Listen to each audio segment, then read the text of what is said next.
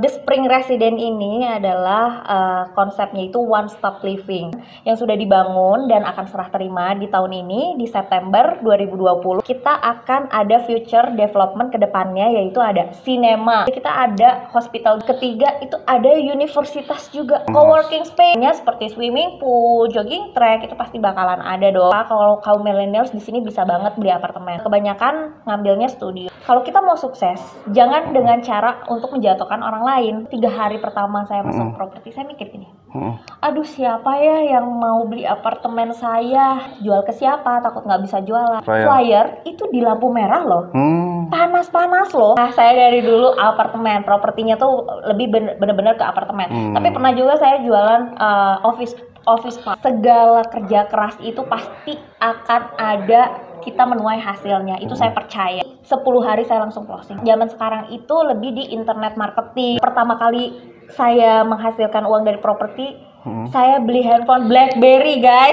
Dengan penjualan pada saat itu 17 unit. 1 tahun kemudian saya dipromosikan menjadi supervisor. Di Bandung itu properti itu belum se-hype di Jakarta pada saat itu ya. Rumah sakit, ada university, ada sinema, terus ada hotel juga. Kita mau menciptakan si apartemen ini tuh semua akan ada di sini. Jangan takut untuk nggak bisa jual. Orang bilang pandemi, kita bilang panen. Iya, ini saatnya investasi di properti. Karena ini waktunya untuk beli.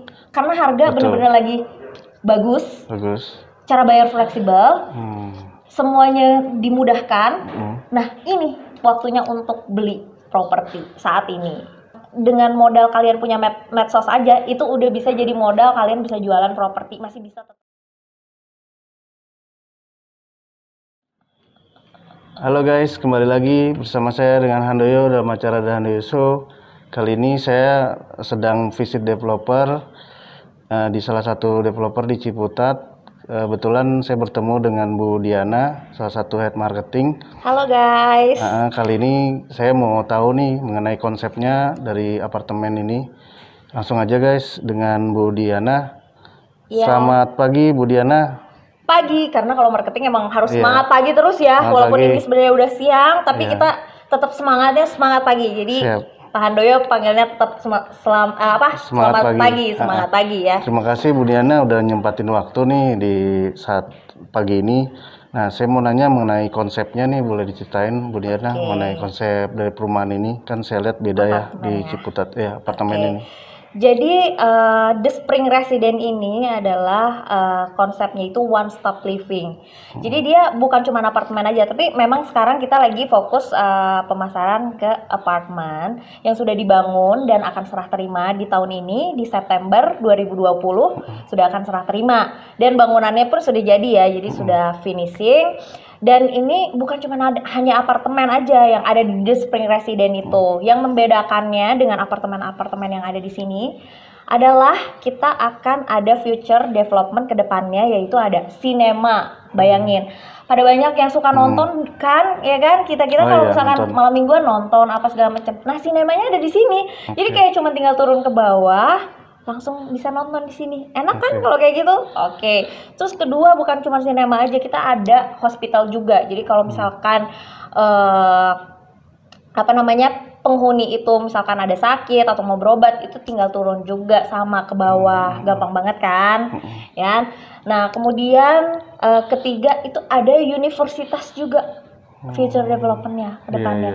Jadi kebayang dong kalau misalkan penghuni ada yang mau kuliah, oh ya nggak mau jauh-jauh, tahu sendiri Jakarta macet, mau ke sana ke sini macet semua kan, daripada wasting time di jalan, sudah pusing di jalan, pas di kuliahan langsung kayak lemes-lemes gitu. Kita ada university, dan university-nya itu beneran bakalan terkenal banget. Cuman saya nggak bisa kasih tahu sekarang, itu surprise. Cuman itu saya janji itu bakalan terkenal banget universitasnya.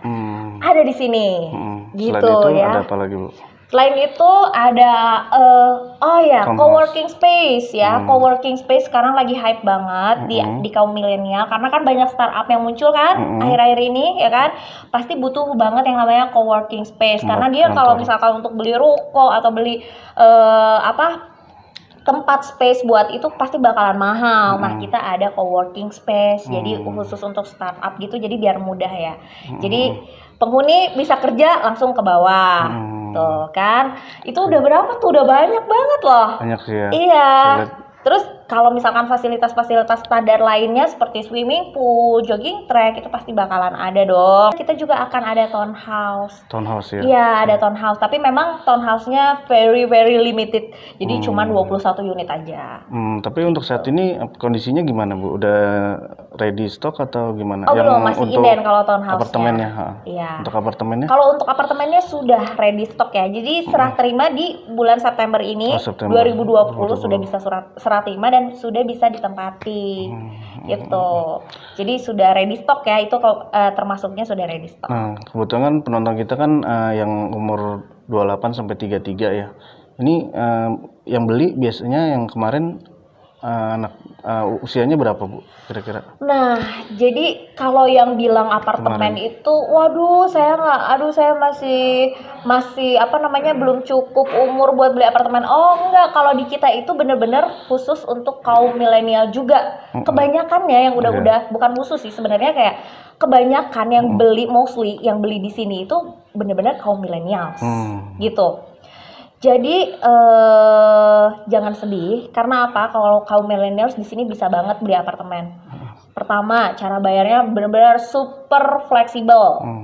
Terus kedua, DP 0%. Kebayang dong. Misalnya kalau beli apartemen selalu besar di DP kan Pak, ya kan? Nah ini DP-nya kita permudah dengan 0% aja.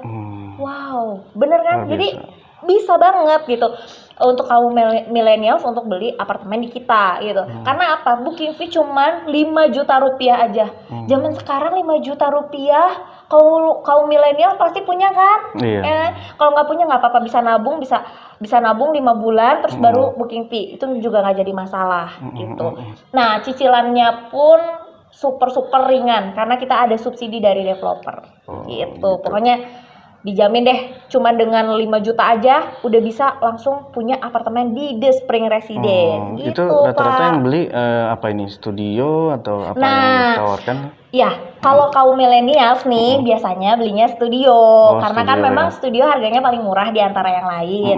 Terus udah gitu juga studio sebenarnya untuk nilai untuk nilai investasinya itu lebih bagus juga sih sebenarnya. Karena apa? Biasanya orang kalau misalkan mau sewa-sewain yang cari tipe studio kan yang simple dan murah kan harganya. Nah itu. Jadi kebanyakan ngambilnya studio. Cuman ada nggak sih yang lebih luas dari studio? Banyak. Ada 1 bedroom, 2 bedroom, 3 bedroom. Tapi luasnya dimulai dari berapa ya? 22 meter persegi. Oh, 22. Iya, cukup lah ya kan. Apalagi untuk misalkan baru merit gitu ya, cuman berdua aja itu cukup loh kalau untuk unit studio. Cukup banget 22 meter persegi. Soalnya biasanya kebanyakan kalau yang lain tuh studio itu 18 meter loh Pak. Kalau kita 22 loh, lumayan loh. Kalau di apartemen selisih 1 sampai 3 meter itu udah signifikan banget. Iya. Nah ini Bu Diana, kita kan juga tertarik nih mengenai karir Ibu nih, kan salah satu head marketingnya di sini. Nah Ibu juga saya tahu udah 11 tahun ya bekerja sebagai bidang marketing properti marketing. Di properti 11 tahun. Sebenarnya kan awalnya tidak terjun langsung di properti ya, di marketing cuma di modem ya, Asia HP dulu ya. Iya, ada provider, ada handphone, pernah sih. Awal karirnya sampai sekarang bisa mencapai kesuksesan jadi head marketing sekarang. Itu kiat-kiatnya apa sih Bu? Aduh, kiat-kiatnya ya. Pertama, jujur. Ya kan? Itu harus banget. Terus kedua, kalau kita mau sukses, jangan dengan cara untuk menjatuhkan orang lain. Kedua. Nah yang ketiga, tekun dan juga benar-benar misalkan kayak kita mau apa ya udah konsentrasiin di situ, fokusin di situ dan gapai gitu. Di situ. Itu aja. Benar-benar harus tekun, kayak ibaratnya saya pengen sukses nih, saya pengen jualan banyak, ya udah berarti harus fokus ke situ, jangan pecah-pecah ke yang lain. Itu sih. Itu penting banget. Tapi ada kisah sedih nggak sih Bu dulu pas awal mulai karir itu? Banyak yang banget. Paling sedih dulu apa? Itu kira-kira ditolak atau gimana gitu? Banyak banget kisah sedihnya sebenarnya, ya kan. awal-awal pertama kali di properti aja ya. Itu pertama saya tuh suka berpikir gini, pas pertama kali tuh 3 hari pertama saya masuk properti, saya mikir gini, aduh siapa ya yang mau beli apartemen saya ratusan juta. Padahal kan sebelumnya saya jualannya tuh yang modem itu cuma berapa ya? sih, ratusan ribu kan. Iya. Terus tiba-tiba harus jualan ratusan juta, terus mau jual ke siapa gitu kan. Itu pertama kali yang ada di benak saya ketika saya masuk ke dunia properti. Karena di situ itu pertama kali. Aduh pasti susah banget kan. Kalau modem mungkin ratusan ribu kita bisa tawarin ke teman ya. Iya. Kalau apartemen ratusan juta tawarin ke teman belum tentu mau beli karena kan ya harganya udah ratusan juta gitu. Nah sedihnya kenapa nih? Sedihnya, aduh gimana ya gitu kan. Saya berpikir kayak jual ke siapa, takut nggak bisa jualan. Itu pertama saya pikir ke situ. Nah terus kedua, kalau zaman dulu di dunia properti ada namanya farming. Itu tuh bagi-bagi flyer itu di lampu merah loh. Panas-panas loh. Beda ya dulu ya. Dulu kan zaman dulu sama sekarang udah beda. Soalnya udah beda ya. Jadi saya juga udah ngerasain perbedaan dulu sama sekarang itu beda banget. Kalau dulu tuh bener-bener kayak kita terjun langsung di lapangan, bagi-bagi flyer di lampu merah yang terik panasnya kayak apa. Terus kita dituntut untuk tetap rapi, pakai jas, pakai blazer kalau perempuan. Terus kayak pakai kemeja dan kita harus tetap rapi dan bagiin flyer di lampu merah. Bayangin Pak Handoyo. Sedih nggak sih? Daerah mana Bu itu? Apanya? Lampu merah daerah. Lampu merah di kalau kita gini biasanya, misalkan kita punya proyek di satu, itu kayak radius 5 kilo ke utara, selatan, barat, timur. Jadi daerah radius 5 kilo dari proyek saya yang dulu pertama kali saya di situ. Gitu. Panas-panasan Pak Handoyo, haus, terus udah gitu kalau perempuan kan takut kulitnya kebakar atau apa, terus belum malu kalau misalkan kan kadang malu dong, tidak menutupi kemungkinan kan kalau ketemu sama temen kayak malu banget ya bagi-bagi gitu ya. Awalnya malu. Awalnya kan, tapi tetap saya jalanin karena apa, saya pengen tekunin nih bidang properti itu kayak gimana. Soalnya saya dulu sebelum awal jual apa? Sorry, rumah, apartemen atau kondotel? Apartemen juga. Iya. Oh, jadi karena apartemen terus ya? Iya, saya dari dulu apartemen. Propertinya tuh lebih bener-bener ke apartemen. Tapi pernah juga saya jualan office park. Itu pernah juga. Saya pernah jualan office park. Office park. Iya, office park tuh harganya lebih mahal lagi Pak. Zaman-zaman dulu. Iya. Buat bisnis ya? Iya, kantor gitu. Buat kantor 3 lantai lagi. Daerah mana itu, di mana Bu? Itu saya dulu di Bandung, di Soekarno Hatta. Gitu. Harga waktu tahun 2009 aja itu office park tuh harganya 2 miliar. 2009 loh Pak Handoyo, 2 miliar 2009 itu harga yang fantastis loh. Susah jualnya. Berarti yang paling sedih itu tadi iya kan, panas-panasan. Itu ya. Iya, terus udah gitu terus banyak yang nolak kayak nggak mau gitu kan. Padahal kita udah ngasihinnya penuh senyum, penuh segala macam, panas lagi tapi ditolak gitu. Nggak mau atau nggak buka kaca atau itu sedih banget sih Pak Handoyo. Capek banget juga kan. Iya benar. Tapi ya namanya segala kerja keras itu pasti akan ada kita menuai hasilnya, itu saya percaya gitu. Dengan seperti itu ya kan, saya bisa closing hanya dalam 10 hari dari mulai pertama kali saya masuk properti. 10 hari saya langsung closing. Apartemen ya? Iya, closing pertama. Dari saya. Mana tuh? Dari database atau dari jalan? Bagi-bagi flyer. Karena flyer. Ada kucuk-kucuk orang yang bawa flyer saya datang ke kantor. Saya mau ketemu nih sama Diana dan ada namanya situ, ada nama saya dan dia beli akhirnya sama saya gitu. Tapi kayak gitu sekarang udah masih efektif nggak sih? Kalau farming udah nggak efektif Pak, itu kan saya berbicaranya zaman dulu ya. Kalau zaman sekarang itu lebih di internet marketing. Iya benar, digital ya. Iya, jadi kita lebih ke sosmed. Instagram, ya kan, Facebook, terus mungkin marketplace seperti OLX. Instagram juga aktif Bu? Tadi ya, kan sosmed katanya. Pak Handoyo itu dunia saya yang satunya lagi Pak Handoyo. Oh iya beda ya. Iya, Instagram Instagram saya aktif juga. Enggak ya kan sekarang dunia digital kan, berarti kan secara marketing kan harus sosmed ya. Nah kalau kisah senangnya apa nih Bu? Kalau Kisah dari senang di properti ini, kisah senangnya juga banyak sih, banyak. Ketika saya mendapatkan hasilnya, ketika saya mendapatkan hasilnya, saya bisa pertama kali saya menghasilkan uang dari properti, saya beli handphone BlackBerry guys, zaman dulu banget, ya kan, itu dari uang saya sendiri dengan posisi juga dulu saya masih benar-benar kayak dulu belum bisa beli apa-apa, terus ternyata udah bisa beli gara-gara komisi gitu kan. 4 jutaan ya. BlackBerry zaman dulu Pak, ya ampun, sekarang udah nggak ada kan BlackBerry. 11. Iya. Terus disusul dengan pembelian barang-barang berikutnya, ya kan, elektronik, iPad lah, iPhone lah, terus mobil Pak. Iya, ya lumayan kan? juga ya, jualannya banyak ya. Karena saya setelah 4 bulan saya masuk properti, saya jadi top sales di situ, di project yang saya itu, dengan penjualan pada saat itu 17 unit apartemen satu bulannya. 17 unit langsung apartemen. Karir naik langsung SPV. Iya. Nah dari situ ketika saya jadi top sales, mungkin atasan saya melirik, oh iya mungkin dia ada potensi bagus, performance-nya bagus, attitude-nya bagus, ya kan. Terus dari situ lama-kelamaan 1 tahun kemudian saya dipromosikan menjadi supervisor. Iya.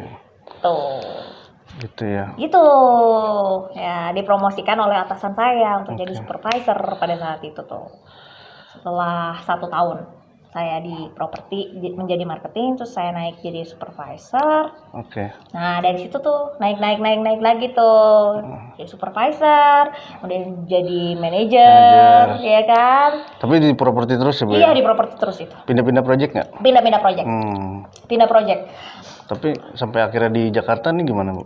Karena memang proyeknya yang membutuhkan saya ada di Jakarta, lalu saya pindah ke Jakarta. Dan pada saat itu memang jujur di Bandung itu properti tuh belum se-hype di Jakarta pada saat itu ya. Jadi masih baru ada 1-2 doang apartemen yang menjulang tinggi di Bandung, ya kan. Nah setelah pindah ke Jakarta ternyata lebih challenging lagi Pak. Ya peluangnya lebih banyak ya. Kenapa?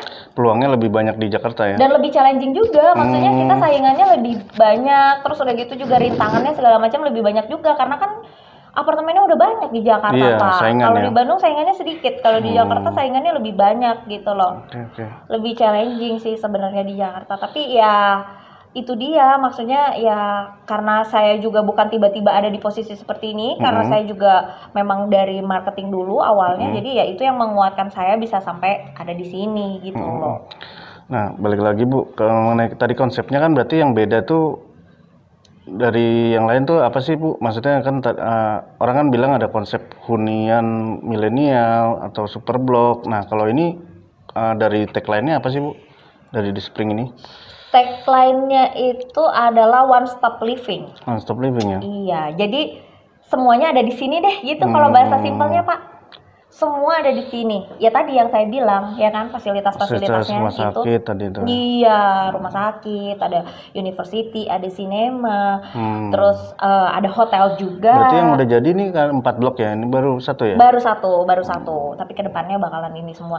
Dan itu yang bakalan penghuni akan nyaman tinggal di apartemen karena nggak perlu kemana-mana lagi Pak. Bapak tahu sendiri kan, macet di jalan bikin stres, ya nggak? Betul. Iya, mau ke mall aja susah, macet-macetan dulu, mau nonton susah, harus ke mall dulu macet-macetan, itu segala macam kan bikin stres dulu di jalan ya Pak. Betul. Ya. Atau enggak jadi males. Kalau ini Bapak mau hiburan tinggal ke bawah aja Pak. Gitu. Ya gitu sih. Jadi kita mau menciptakan si apartemen ini tuh semua akan ada di sini, jadi nggak perlu ribet kemana-mana lagi, udah ada di sini deh semuanya gitu loh. Tapi maksudnya konsep dari ini jenis bangunannya ini apa sih, tropis atau misalkan Eropa atau gimana gitu? Kalau dari konsep huniannya kalau kita lihat. Kalau dari huniannya modern, minimalis atau apa gitu?